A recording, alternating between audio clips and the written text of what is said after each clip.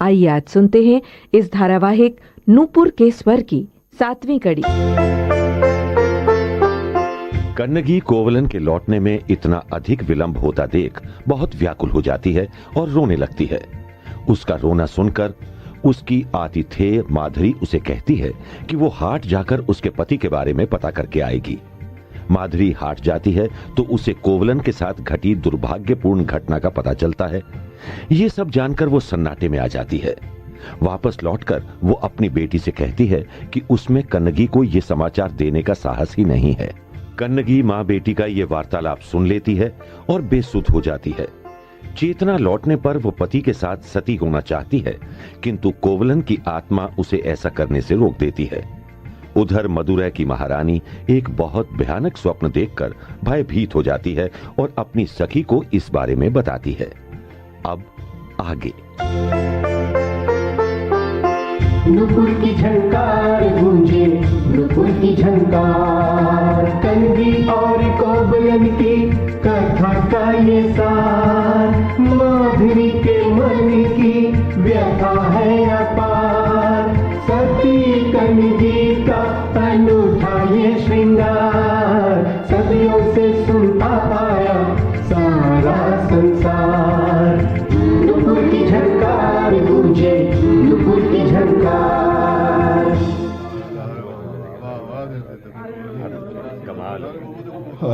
लो भाई, आखिरकार ही आए दाह संस्कार उस परदेसी का। कितना रो रही थी उसकी पत्नी बेचारी। हाँ भाई, ऐसी कौन सी पत्नी होगी जो अपने पति की इस तरह अचानक मृत्यु पर रोएगी नहीं। वो सब तो ठीक है, किंतु अब लगता है कि हमें अपने दाह संस्कार की तैयारी भी कर ही लेनी चाहिए। ऐसा क्यों कह रहे हो भाई? ऐसी क्या बात हो गई? ऐसी ही बात हो गई है भाई। राजदंड पाए व्यक्ति का बिना राज्याज्ञा के संस्कार किया है हमने, और हम तो कोई उसके नाते रिश्तेदार भी नहीं थे। फिर ये राजद्रोही तो मारा जाएगा ना। अरे अब ये क्या बात हुई? वो बेचारा तो परदेसी था, तो उसकी पत्नी अकेली कैसे उसका संस्कार करती? मानवता के नाते से ही सही, ये हमारा ही तो कर्तव्य था। अब यदि राजा मानवता को राजद्रोह माने तो माना करे। तुम्हें उसकी परवाह हो तो हो, मुझे कोई परवाह नहीं है। लो भाई, कर लो बात।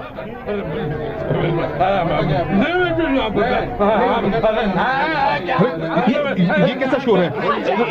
कहीं राज सैनिक तो नहीं आ गए? अरे ये तो उसी युवक की पत्नी है। इसी ओर आ रही है, बड़े क्रोध में लगती है। उसी के पीछे और लोग भी आ रहे हैं। सुन तो लो उसकी बात। मैं पूछती हूँ, कहाँ है वो प्रधान स्वर्णकार? मेरे निर्दोष पति की हत्या करवाकर कहाँ भाग गया वो? कहाँ है वो? बहन, प्रधान स्वर्णकार को तो कल से किसी ने यहाँ देखा ही नहीं। मुझे कोई बताएगा कि क्या हुआ था यहाँ? मेरे पति चोर कैसे मान लिए गए? देखो बेटी, देखो, तुम प्रधान स्वर्णकार को व्यर्थ ही दोष मत दो बेटी। तुम्हारा पति जिस नूपुर को इस दुकान पर बेचने लाया था, वो नूपुर वास्तव में मदुरै की महारानी का था। क्या? हाँ, जो कुछ ही दिन पहले स्वर्णकार की दुकान से चोरी हो गया था। लेकिन वो नूपुर तो मेरा ही था। ये देखिए, देखिए आप लोग, उसी जोड़ी का ये दूसरा नूपुर जो कि अभी भी मेरे पास है। देखिए। अरे ये तो सचमुच उसी जोड़ी का नूपुर है। बिल्कुल। ये कैसे चमत्कार है? ये नूपुर इस स्त्री के मेरा ही नूपुर है। अरे भाई, ये तो जो मेरे आदरणीय श्वशुर ने मेरे लिए मदुरै के प्रधान स्वर्णकार से ही गढ़वाया था। ये कैसा अनर्थ हो गया। मैं ना कहता था, वो युवक चोर जैसा तो बिल्कुल नहीं लगता था। सब सैनिक भी यही कहते रहे कि कोई चोर भला उसी दुकान पर वो आभूषण बेचने क्यों आएगा जहां से उसने उसे चुराया हो। किंतु प्रधान स्वर्णकार और महारानी के क्रोध के आगे किसी की एक ना चली। बिल्कुल बिल्कुल। लेकिन वो प्रधान स्वर्णकार आखिर गए कहाँ? हाँ? लगता है इस सब के पीछे उन्हीं की कोई चाल है। हाँ। तभी तो वो दिखाई नहीं दे रहे। अरे भाई, उसके घर में कोई तो होगा, उसकी पत्नी, बच्चे, परिवार के लोग हैं। अरे कोई तो जानता होगा कि वो है कहाँ। कहाँ है प्रधान स्वर्णकार का घर?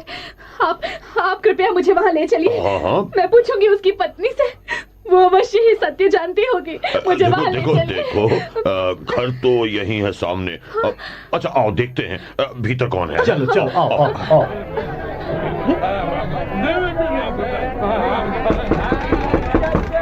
लगता है भीतर कोई भी नहीं। क्या? अरे ऐसे कैसे हो सकता है? दरवाजा तो भीतर से ही बंद है। जो कोई भी भीतर है वो तुरंत बाहर आ जाए। अन्यथा मेरा क्रोध समूचे परिवार का सर्वनाश कर देगा। बहन, बहन, बहन, ऐसा मत करना, ऐसा मत करना।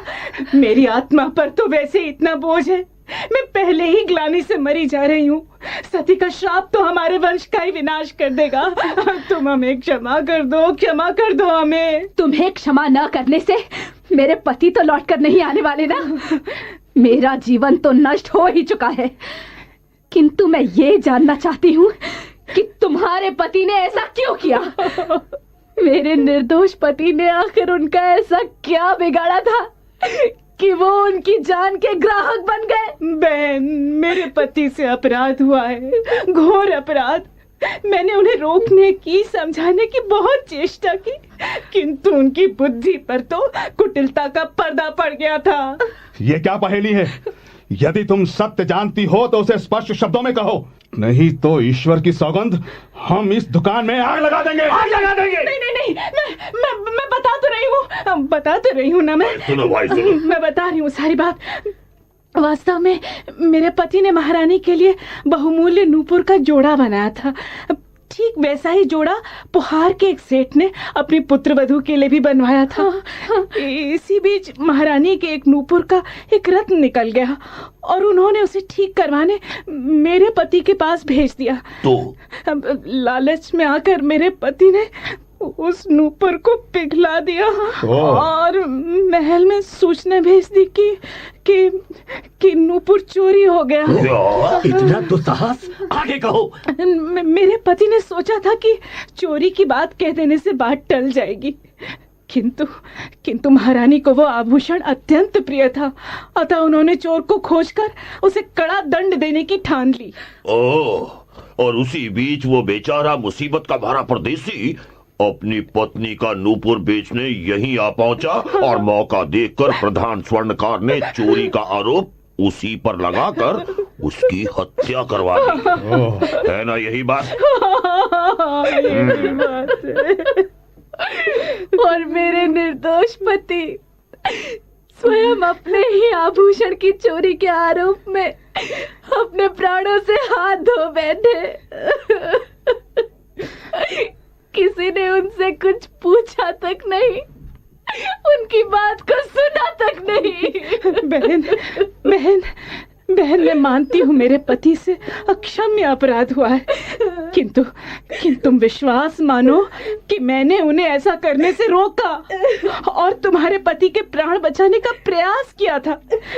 लेकिन मेरे पति ने मुझे ये कहकर रोक दिया कि यदि मैंने ऐसा किया तो अपना सुहाग खो बैठूंगी। वो तो तुम वैसे भी खो ही दोगी। नहीं। जब महाराज के पास ये सूचना पहुंचेगी तो तुम्हें क्या लगता है कि वो तुम्हारे पति को जीवित छोड़ देंगे? नहीं। स्वर्णकार तो कुटिल बुद्धि और लालच का शिकार हो गया था, किंतु इस सारी घटना में महाराज का ही क्या कम दोष है? इतने बड़े नगर का राजा क्या इसी प्रकार किसी एक व्यक्ति की कही एक पक्षीय बात सुनकर इतना बड़ा निर्णय ले लेता है? और बिना कुछ सोचे समझे या दूसरे पक्ष की बात सुने प्राण दंड का आदेश दे देता है। कहिए। बात तो सही है। इस युवती की बात सत्य है। बिल्कुल। स्वर्णकार ने तो स्वयं को बचाने के लिए इतना बड़ा षड्यंत्र रच ही लिया था, किंतु महाराज को तो चाहिए था कि वो आदेश देने से पहले पूरी बात की जांच पड़ताल करके किसी निर्णय पर पहुंचते। बिल्कुल भाई, उन्होंने बिना सोचे विचारे ही प्राण दंड देकर एक निर्दोष परदेसी के प्राण हर लिए। भैया सुनो, क्या तुम मुझे महाराज के पास ले चलोगे? नहीं बहन, ऐसा मत करना। मैं तुम्हारे पाँव पड़ती हूँ, मुझ पे दया करो, मेरे बच्चों पे दया करो। अब ये कौन सा न्याय है? अरे, मदुरै का प्रधान स्वर्णकार होकर भी वो व्यक्ति ऐसी धूर्तता कर गया कि एक निरीह परदेसी के प्राण चले गए और ये बेचारी नव यौवना विधवा हो गई, और तुम चाहती हो कि उसे इस बात की सजा तक नहीं मिले? और वैसे भी ये सूचना महाराज तक कहीं ना कहीं से तो पहुंच ही जाएगी। बिल्कुल। तब इतनी बड़ी बात छिपाने के अपराध में हम सभी को दंड का भागी होना होगा। बिल्कुल। सुनिए, आप सब इस निरीह स्त्री को और भयभीत ना करें। मुझे तो महाराज से अपने लिए न्याय चाहिए। भैया हाँ? कृपया मुझे वहां ले चलिए। मुझे ले चलो बहन, मैं तुम्हें महाराज के पास लेकर चलता हूँ। चलो।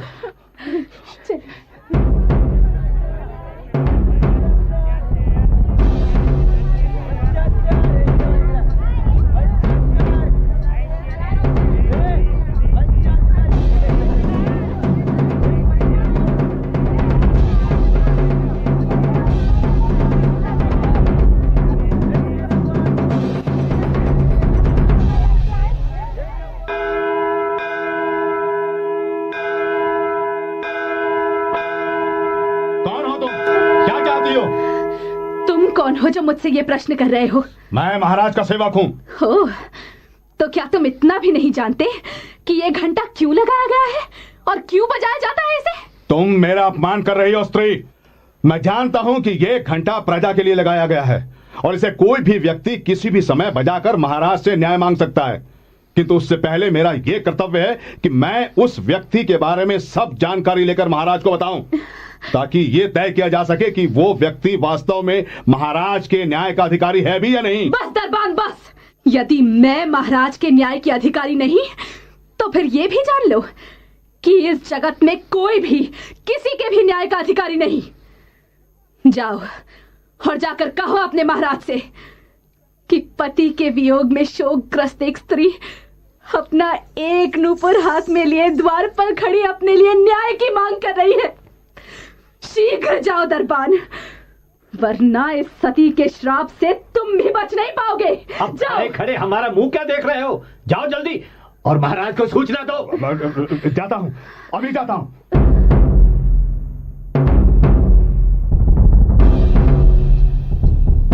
महाराज की जय हो।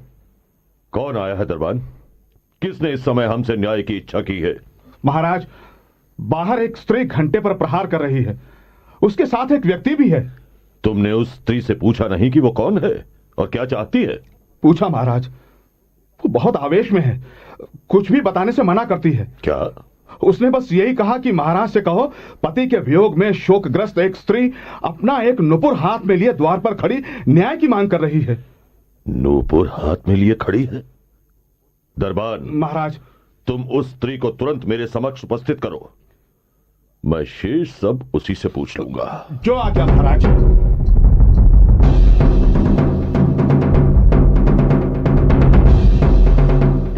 चलो चलो, तुमको भीतर बुलाया है। चलो बहन चलो।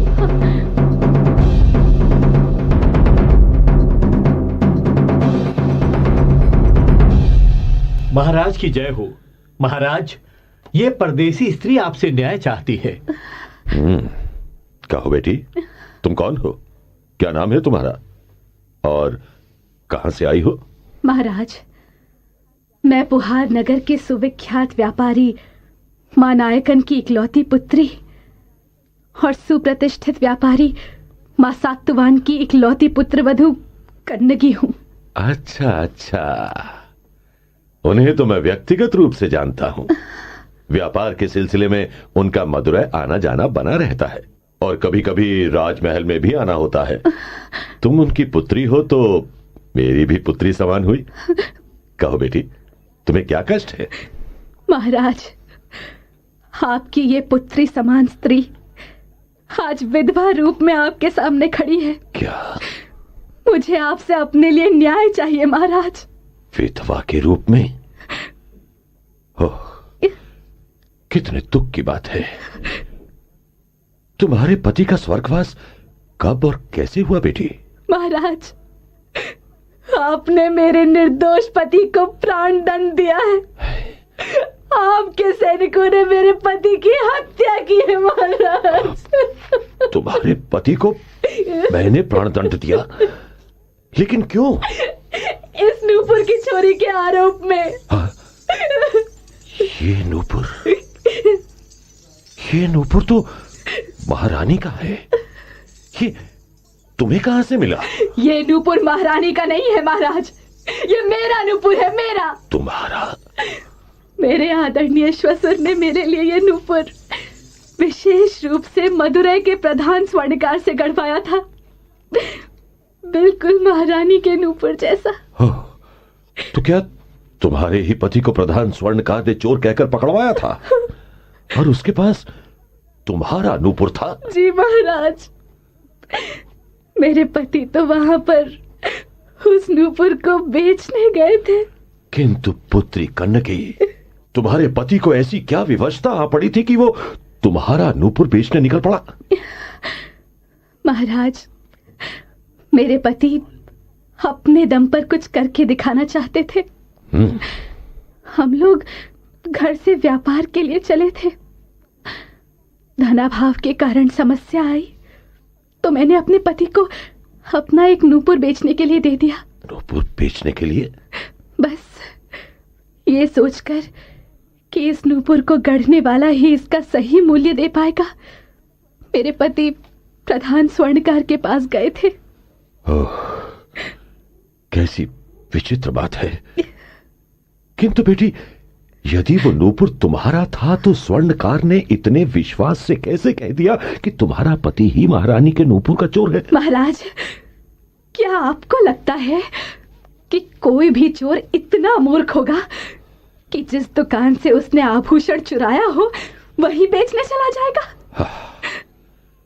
ये बात तो तुम्हारी 100% सच है बेटी, किंतु उस समय वो नूपुर हमारे सामने था और ये विचार हमारे मन में आया ही नहीं कि वैसा बेजोड़ नूपुर और किसी का भी हो सकता है। पर अब हम ये सोच रहे हैं कि वो स्वर्णकार तो इस बात को भली भांति जानता था, क्योंकि ये दोनों जोड़ी नूपुर उसी ने गढ़े थे। फिर उसे भ्रम कैसे हो गया? मैं बताता हूं महाराज। स्वर्णकार को कोई भ्रम नहीं हुआ। उसने जानबूझकर ऐसा किया ताकि अपनी जान बचा सके। ये क्या कह रहे हो तुम? और तुम कैसे जानते हो ये सब? मुझे ये सब स्वयं स्वर्णकार की स्त्री ने बताया। भरे हाट में उसने सबके सामने ये माना कि इस स्त्री का पति निर्दोष था। क्या बताया उसने? मुझे विस्तार से बताओ। महाराज, वास्तव में दोषी स्वयं स्वर्णकार था। वो कैसे? महाराज, जब महारानी का नूपुर ठीक होने के लिए प्रधान स्वर्णकार के पास गया तो उसने लालच में आकर नूपुर को गला दिया। उसने सोचा था कि वो कह देगा कि नूपुर चोरी हो गया और बात टल जाएगी, किंतु जब उसने देखा कि महारानी चोर को पकड़वा कर दंड देने का हट कर बैठी हैं, तो वो बहुत घबरा गया। इसी बीच उसके सौभाग्य से वो बेचारा परदेसी अपनी पत्नी का नूपुर बेचने वहां चला आया। बस स्वर्णकार ने अपनी जान बचाने के विचार से महल आकर कह दिया कि नूपुर और उसका चोर दोनों मिल गए हैं। और उन्हें यह भी मालूम था कि महारानी का नूपुर मोतियों से बना है। कन्नगी के नूपुर में जो रत्न है वो सब माणिक्य है। देखिए महाराज, देखिए मेरे नूपुर को, इसमें जो रत्न है ये सब माणिक्य है। तोड़ कर देखिए इसे। ये मैंने क्या कर दिया? मेरे विवेक को क्या हो गया था? अरे बिना कोई जांच पड़ताल किए मैंने एक निर्दोष व्यक्ति को प्राण दंड दे डाला। महाराज, मेरे पति अकारण ही मृत्यु दंड पा गए और वो धूर्त स्वर्णकार न जाने कहां चला गया है। बेटी, महाराज, अब मैं आपके पास अपने लिए न्याय मांगने आई हूं। महाराज, हाँ, कहो पुत्री, कहो मैं तुम्हारे लिए क्या कर सकता हूं? ये राजपाट, धन दौलत, मुझे इन सब की कोई चाह नहीं महाराज। आप मुझे मेरा सुहाग लौटा दीजिए, मेरा पति मुझे वापस दिला दीजिए महाराज। परंतु ये कैसे संभव है पुत्री? कैसे संभव है ये? क्यों महाराज, आप केवल जीवन लेना जानते हैं, देना नहीं? नहीं पुत्री। महाराज, यदि आप किसी को जीवन दे नहीं सकते तो फिर किसी के प्राण लेने का अधिकार आपको किसने दिया? कहिए। महारानी के हट के आगे आपका विवेक कैसे छोटा पड़ गया महाराज? पुत्री, उन्होंने कहा प्राण दंड दो और आपने दे दिया।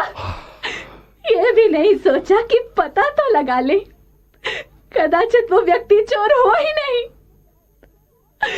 क्या इसी विवेक बुद्धि के बल पर आज आप इतने बड़े राज्य का शासन चलाते हैं? नहीं पुत्री, नहीं, नहीं। शांत हो जाओ बहन, शांत। क्रोध के आवेग में तुम ये मत भूलो कि तुम हमारे महाराज से बात कर रही हो। कैसे शांत हो जाऊं मैं? कैसे शांत हो जाऊं मैं भैया? मैंने अपना निरपराध पति एक विवेकहीन व्यक्ति के कारण खो दिया है। अरे इन्हें तो महाराज की इस गद्दी पर बैठने का अधिकार होना ही नहीं चाहिए। कहिए ना महाराज, अब कैसे करेंगे आप मेरा न्याय? कहिए। मेरे एक गलत निर्णय के कारण मेरे वंश की कीर्ति पर कलंक लग गया।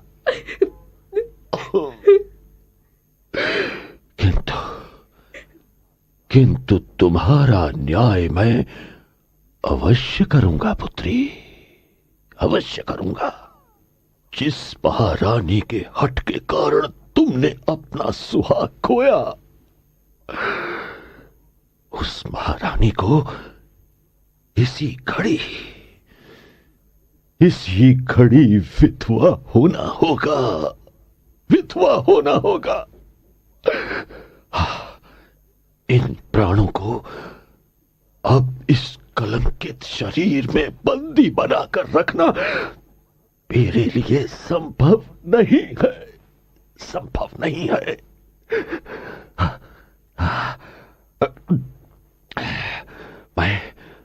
मैं चला पुत्री, मैं चला। यदि हो सके तो मुझे क्षमा कर देना।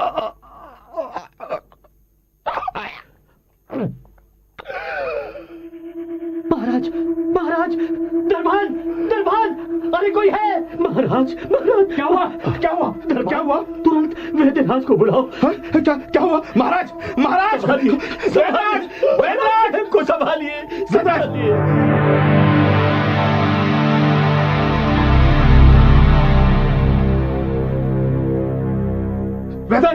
वैद्यनाथ शीघ्र चलिए, महाराज को कुछ हो गया, जल्दी चलिए।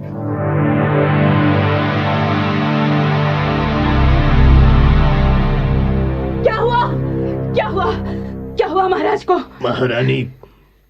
महाराज हमें छोड़कर चले गए। नहीं वैद्यराज, ऐसा नहीं हो सकता, ऐसा बिल्कुल नहीं हो सकता।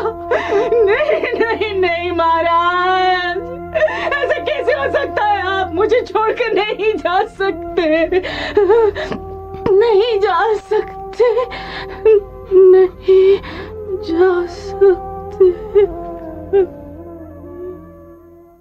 अरे महारानी तो अचेत हो गई। वैद्यराज कुछ कीजिए। अब करने को कुछ शेष है ही नहीं। क्या? महारानी के प्राण पखेर उड़ गए हैं। सती स्त्री अपने पति के साथ ही स्वर्ग गमन कर गई। महारानी, भगवान, ये सब क्या हुआ? अब तो तुम्हारा क्रोध शांत हो गया ना?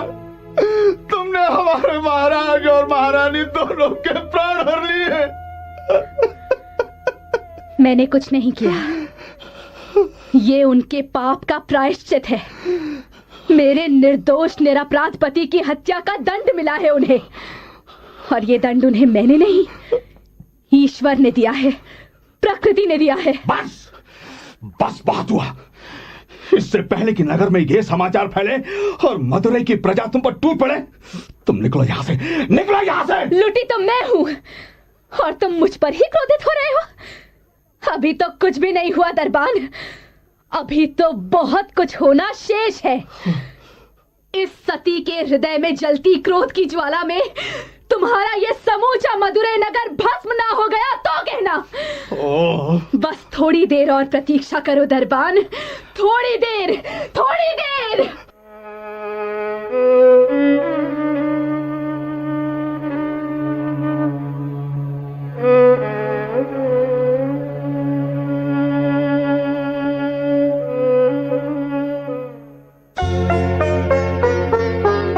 नुपुर की झंकार गूंजे, नुपुर की झंकार, कंदी और कोबलन की कथा का ये सार, माधुरी के मन की व्यथा है अपार।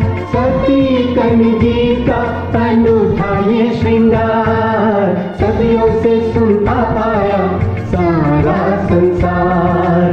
नुपुर की झंकार गूंजे, नुपुर की झंकार। आइए आज सुनते हैं इस धारावाहिक नूपुर के स्वर की 8वीं कड़ी। शोकग्रस्त कन्नगी ये जानकर स्तब्ध रह जाती है कि निर्दोष कोवलन को प्रधान सुनार ने अपनी जान बचाने के लिए राजा से मृत्यु दंड दिलवा दिया। स्वर्णकार का कहीं पता नहीं है। क्रोध के आवेग से कांपती कन्नगी राजमहल के द्वार पर पहुंचकर घंटा बजाती है। सिपाही के आने पर वो उसे आदेश देती है कि राजा से जाकर कहो कि पति के वियोग में शोकग्रस्त एक स्त्री अपना एक नूपुर हाथ में लिए द्वार पर खड़ी न्याय की मांग कर रही है।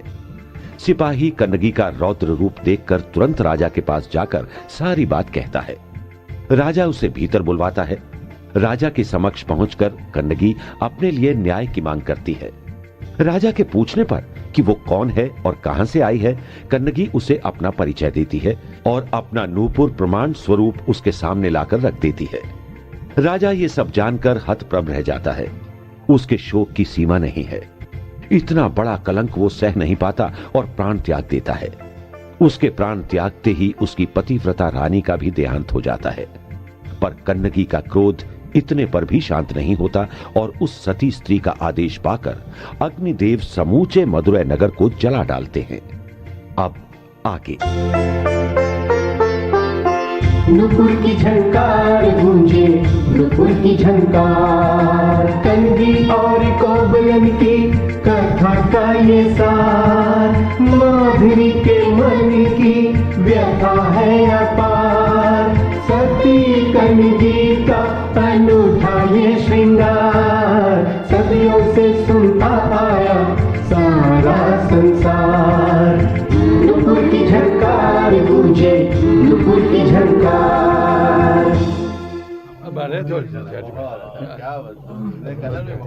क्यों भाई, कुछ सुना तुमने? किस बारे में? उस स्त्री कन्नगी ने महाराज और महारानी के मृतक शरीर के निकट खड़े होकर मदुरै नगर को जलाकर भस्म कर देने का प्रण लिया है। हम तो पहले ही अपने महाराज और महारानी के इस आकस्मिक निधन के कारण शोकग्रस्त और भयभीत हैं।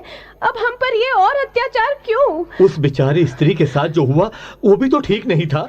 किंतु हमने उसका क्या बिगाड़ा है? ये सारा किया धरा तो उस स्वर्णकार का है जो न जाने कहां जाकर छुप गया है।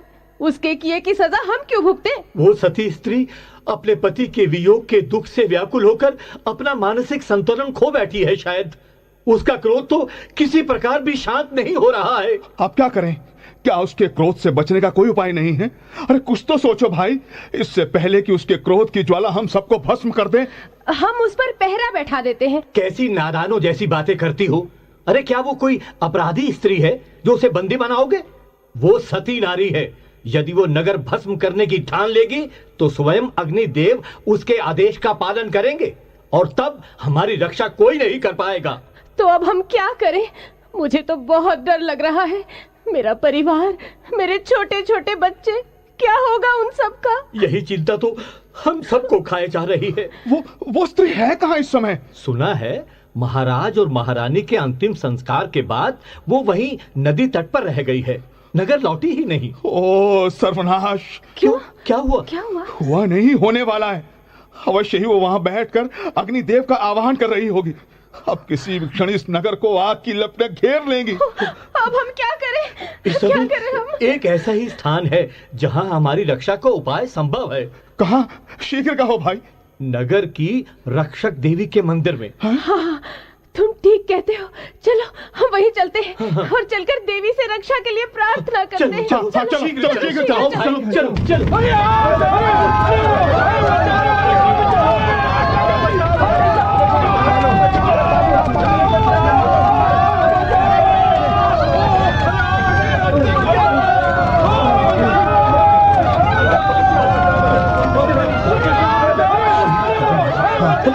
लगता है आग लग गई। अरे भागो भागो भाई भागो, नदी के तट पर पहुंचो। नगर की पूर्व दिशा में आग लग गई है, चारों तरफ फैलती जा रही है।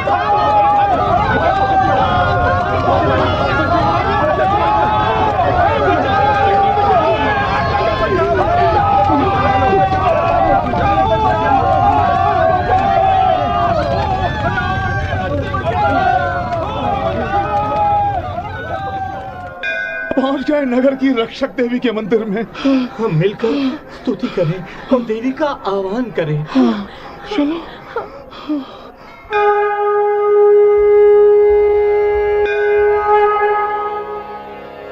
या देवी सर्वभूतेषु शक्तिरूपेण संस्थिता नमस्तस्यै नमस्तस्यै नमस्तस्यै नमो नमः। या देवी सर्वभूतेषु मातृरूपेण संस्थिता नमस्तस्यै नमस्तस्यै नमस्तस्यै नमो नमः।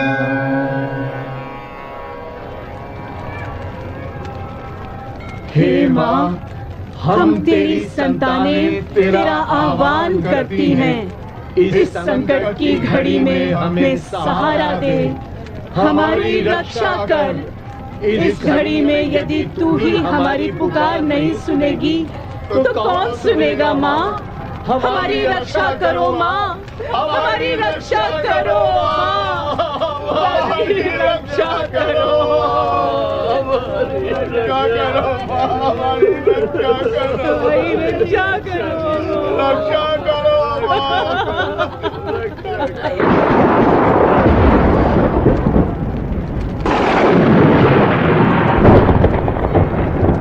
भक्तों, तुम्हारी और इस नगर की रक्षा मेरा परम कर्तव्य है, किंतु इस बार इस नगर में जो घटना घटी वो अक्षम्य है।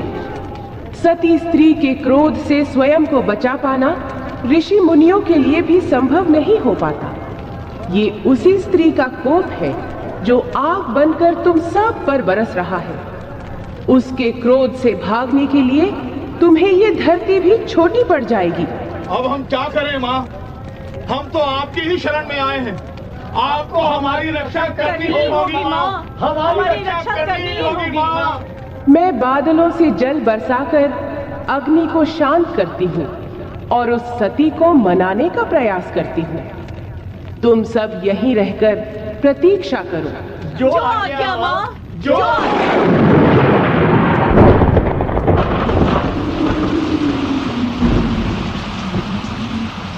नगर रक्षक देवी की जय हो। नगर रक्षक देवी की जय हो। नगर रक्षक देवी की जय हो।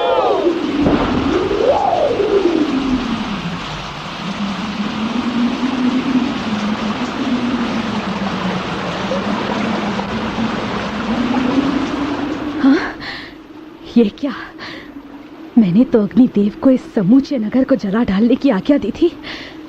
फिर ये कौन है जो एक सती स्त्री के कोप से इस नगर को बचाने का प्रयास कर रहा है? कौन है ये?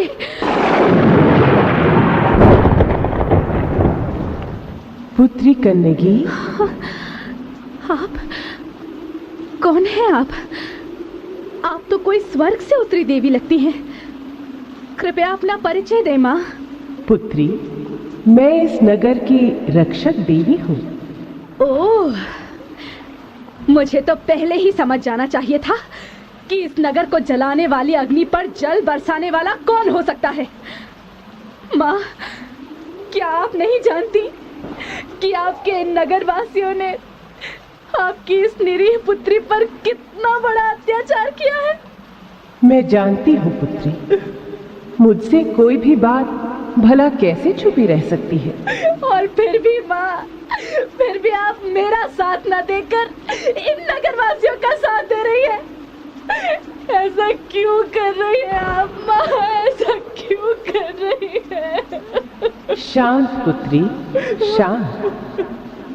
तुम पूरा सच नहीं जानती, इसीलिए ऐसा कह रही हो। पूरा सच शायद आप नहीं जानती माँ, तभी इन दुष्टों का साथ दे रही है आप नहीं जानती माँ, इन्होंने मेरे निर्दोष पति की हत्या कर दी माँ। मैं जानती हूँ पुत्री, और मैं मानती हूँ कि इनका अपराध अक्षम्य है, किंतु पुत्री, व्यक्ति तो केवल माध्यम होते हैं। उनके द्वारा प्रकृति तथा नियति अपना खेल खेलते हैं। बस माँ, मुझे आपकी इन दार्शनिक बातों में कोई रुचि नहीं। ये सब मेरी समझ से परे है। ऐसी बात नहीं है पुत्री।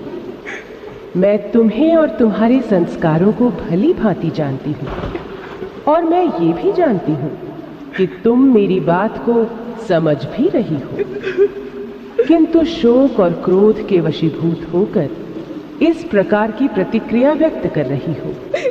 माँ, क्या आपको अपनी इस पुत्री से कोई सहानुभूति नहीं? मुझे तुमसे पूरी सहानुभूति है पुत्री, किंतु जैसा कि मैंने पहले भी कहा, तुम इस घटना का केवल वर्तमान रूप जानती हो। इसका अतीत तुम्हें नहीं मालूम। वो कारण तुम्हें ज्ञात नहीं जिस कारण तुम्हारे पति कोवलन को इस प्रकार की मृत्यु प्राप्त हुई। कैसा कारण माँ? सुनो कन्नगी, मैं तुम्हें कोवलन के पूर्व जन्म की वो घटना सुनाती हूँ।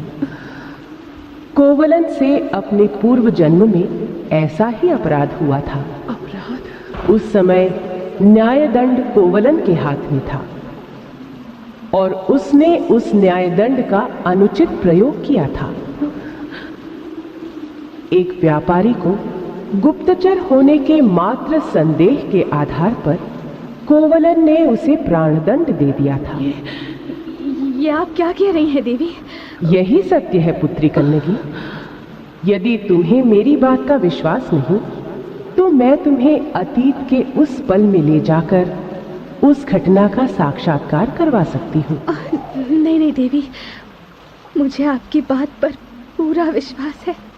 तो फिर ये मानो कन्नगी कि पूर्व जन्म का वही व्यापारी इस जन्म में मदुरई का महाराज बना। क्या? नियति कोवलन को अपने घर से मदुरई लेकर आई और तुम्हारे नूपुर के आधार पर कोवलन को अपने पूर्व जन्म के कृत्य का हिसाब चुकाना पड़ा। वो प्रधान स्वर्णकार तो केवल एक माध्यम था। उसकी बुद्धि की कुटिलता नियति का ही खेल थी। ओह देवी, ये कैसा खेल था नियति का, जिसने मुझे दुर्भाग्य के अंधेरे में ढकेल दिया। मेरा क्या दोष था देवी, मेरा पुत्री, मैं मानती हूँ कि तुम्हारे साथ बहुत अन्याय हुआ है, किंतु तुम अपने ऊपर हुए उस अन्याय का दंड इन निर्दोष नागरिकों को मत दो जो नियति के हाथों की कठपुतलियां मात्र हैं। किंतु देवी, अब मैं क्या करूं? मेरा क्या होगा? आप अतीत की हर बात जानती हैं तो मेरा भविष्य भी जानती होंगी। कृपया आप ही मुझ भागहीना का मार्गदर्शन करें माँ। कन्नगी, तुम इस प्रकार व्यथित मत हो पुत्री। तुम्हारे सतीत्व में जो शक्ति है वो तुम्हें अपने पति से मिलवाकर ही रहेगी। क्या देवी, क्या आप सच कह रही हैं? क्या सचमुच में फिर से अपने स्वामी के दर्शन कर पाऊंगी? क्या मेरा उनसे मिलन हो पाएगा? अवश्य होगा कन्नगी। मेरी हर बात अक्षरशः सत्य होगी। किंतु ऐसा कब होगा देवी? मुझे कब तक अपने पति की विरह में जलना होगा? कब तक उनकी प्रतीक्षा करनी होगी? धीरज रखो, तुम्हें बहुत दिन तक प्रतीक्षा नहीं करनी पड़ेगी। आज से ठीक 14वें दिन तुम्हारा पति कोवलन स्वर्ग से रथ पर आएगा और तुम्हें अपने साथ ले जाएगा। क्या सच देवी माँ?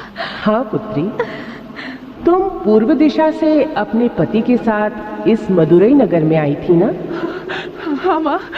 ठीक है, अब तुम पश्चिम दिशा से इस नगर से निकलकर मलयनाडु के पश्चिम की ओर स्थित मुरुगा भगवान के पवित्र पर्वत पर चली जाओ और वहां वेंगई वृक्ष के नीचे बैठकर अपने पति की प्रतीक्षा करो। वो तुम्हें वहीं लेने आएगा।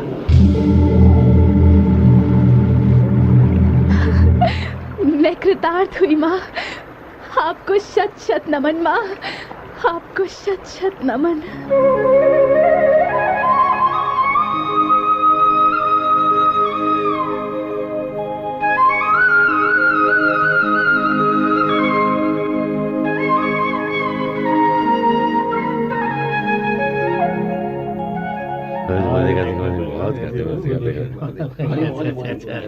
कैसे हो भाई? क्या देवी कनगी के दर्शन करके आ रहे हो? हाँ, वहीं से आ रहा हूँ।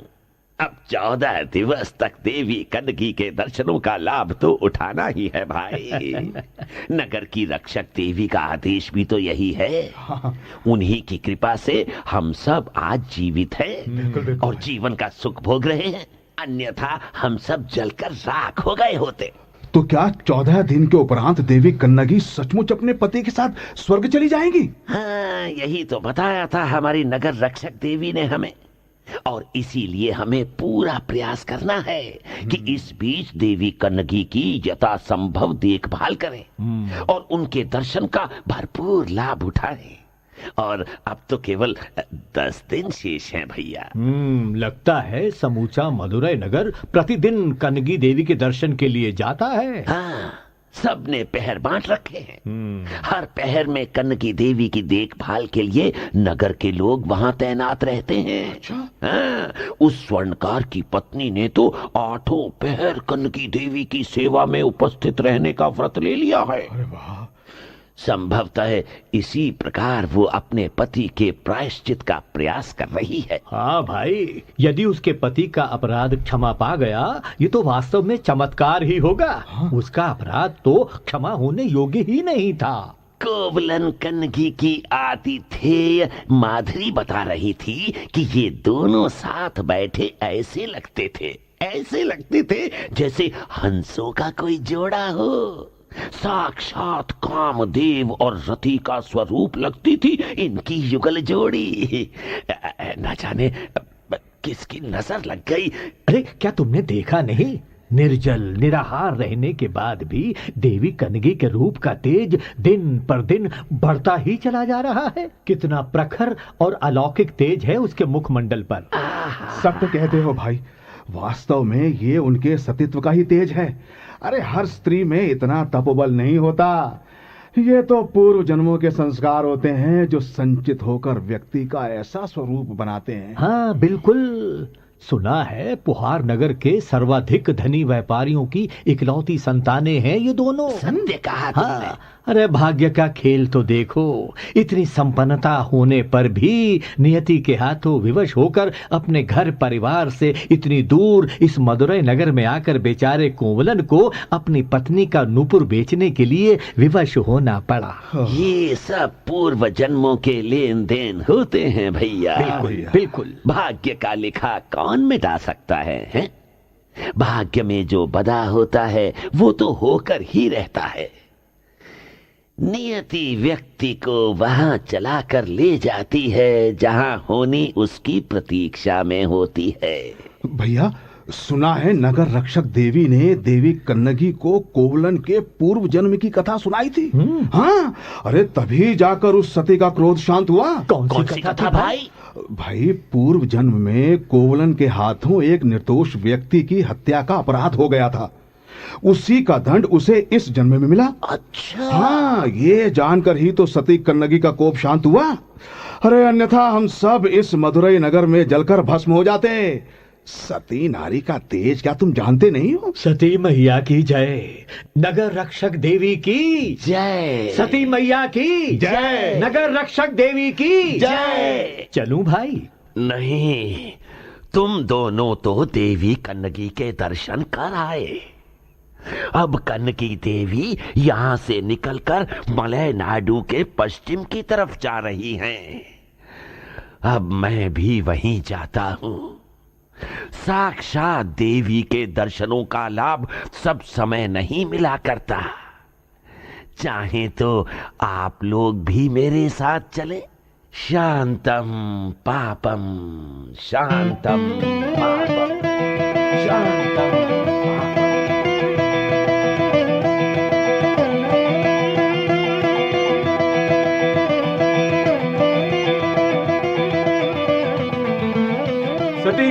की जय, सती कन्नगी की जय, देवी कन्नगी की जय, देवी कन्नगी की जय। कमाल। कितना बड़ा जन समुदाय है। अरे क्यों ना हो, आज 14वां दिन जो है। आज देवी कन्नगी के पति कोवलन उन्हें स्वर्ग से ले जाने के लिए आने वाले हैं ना। हाँ भैया, नगर रक्षक देवी ने तो यही बताया था। लो, पहुंच गए सही स्थान पर। आओ भाई आओ, यहीं बैठो। बैठो भैया। देवी कन्नगी का रूप कितना निखरा हुआ है। ऐसा लग रहा है जैसे स्वर्ग से उतरी हुई कोई देवी हो। भाइयों, आज देवी कन्नगी अपने पति के साथ स्वर्ग गमन कर जाएंगी। हाँ। भाई क्यों ना हम सब देवी से अपने लिए क्षमा मांग लें हैं? और अपने कल्याण के लिए आशीर्वाद प्राप्त कर लें। हाँ हाँ, तुम ठीक कहते हो। सती कन्नगी की जय, सती कन्नगी की जय, देवी कन्नगी की जय, देवी कन्नगी की जय, नगर रक्षक देवी की जय, नगर रक्षक देवी की जय। माँ, तुम हमें क्षमा कर दो। यदि तुम हमें क्षमा दान नहीं दोगी तो हमारा कभी कल्याण नहीं होगा माँ। हमें क्षमा दान दो माँ, हमें क्षमा दान दो। मैं अब किसी से भी रुष्ट नहीं। मेरे मन में अपने पति के दर्शन और उनके साथ गमन के अतिरिक्त और कोई चाह नहीं। मेरी हार्दिक इच्छा है कि आप सबके परिवार फले फूले और आप सबका कल्याण हो। सती कन्नगी की जय, सती कन्नगी की जय, देवी कन्नगी की जय, देवी कन्नगी की जय, नगर रक्षक देवी की जय, नगर रक्षक देवी की जय। आप सब लोगों ने जिस प्रकार इतने दिनों तक मेरी देखभाल की, उसके लिए मैं आप सभी की आभारी हूं। मेरे स्वर्गवासी पति के पूर्व जन्म का कृत्य उन्हें इस धरती पर खींच लाया था और नियति ने उन्हें उनके कृत्य का दंड दिया। मैं अनजान थी इस सबसे, अतः आप लोगों पर रोष कर बैठी। उसके लिए आप सब भद्रजन मुझे क्षमा कर दीजिएगा। धरती मेरे लिए सौभाग्यदायिनी हो उठी है, क्योंकि अब यहीं से मेरे पति मुझे अपने साथ ले जाएंगे। आइए, तब तक मेरे साथ मिलकर उस परम पिता का स्मरण कीजिए। ओम नमः शिवाय। ओम नमः शिवाय। ओम नमः शिवाय। ओम नमः शिवाय। ओम नमः शिवाय। ओम नमः शिवाय।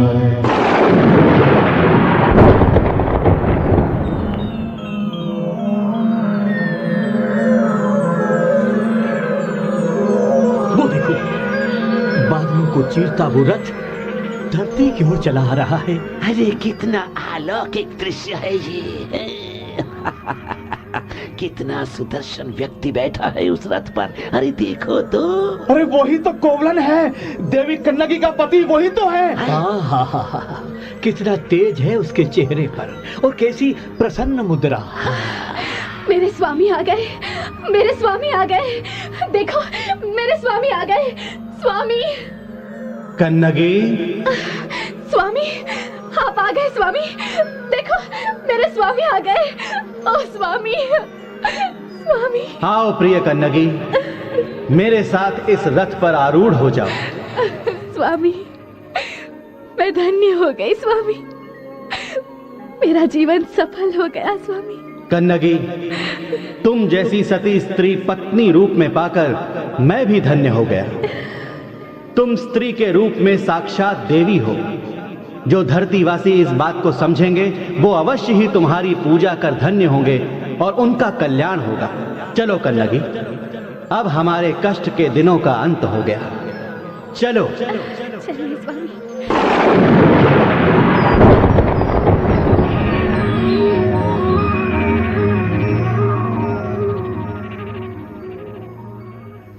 देखो भैया, वो देवी कन्नकी अपने पति के साथ उस रथ पर विराजमान हो गई।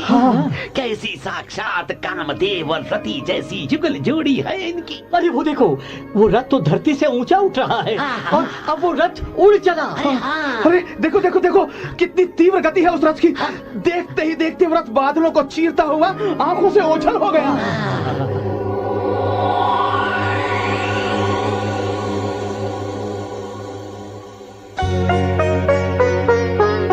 नुपुर की झंकार गूंजे, नुपुर की झंकार, कन्नगी और कोवलन की कथा का ये सार, माधुरी के मन की व्यथा है अपार, सती कन्नगी